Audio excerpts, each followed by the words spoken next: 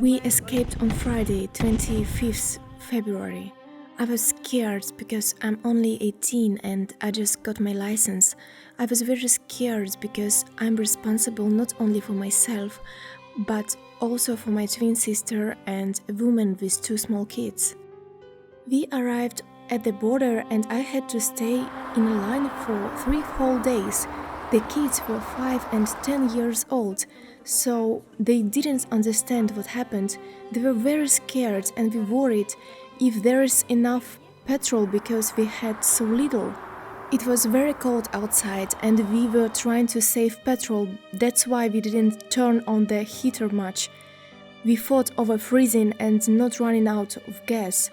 We quickly ran out of food and there were no volunteers on the borders, and on the last day we spent with 3 small bottles of water for 5 people without food and in the cold.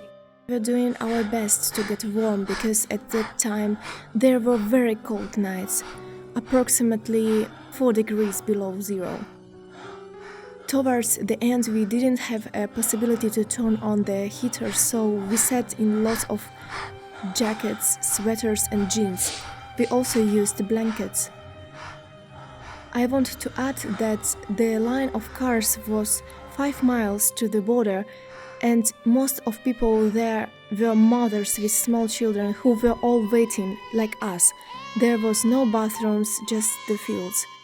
On the second night, there was a woman with 1-month-old baby and she was so exhausted that fell asleep all the time.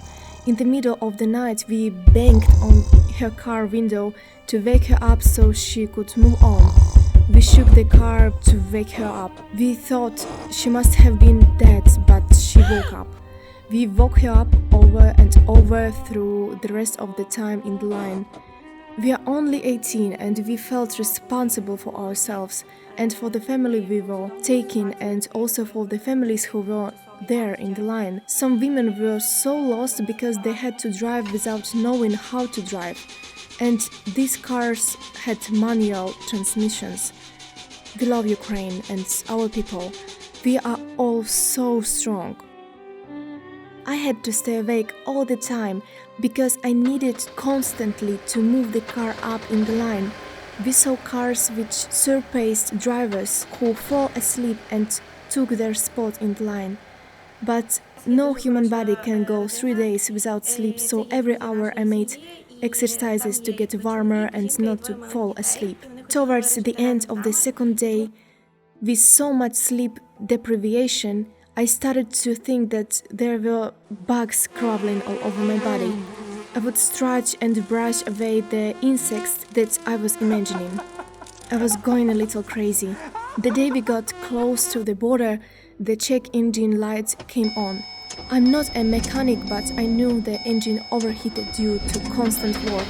I prayed to God, not only for the car, but also for me, to stay awake and strong for everyone else. Thanks to God, we made it across the border to Poland, where we were all safe. When we got to Poland after 3 days at the border, we ate warm food and to take a shower. When I took my first shower, the ability to stand under warm water, I just had to sing. Всі самотні жінки, всі самотні жінки, всі самотні жінки, всі самотні жінки, тож підніміть руки. О-о-о, о-о-о-о-о, о-о-о, о-о-о.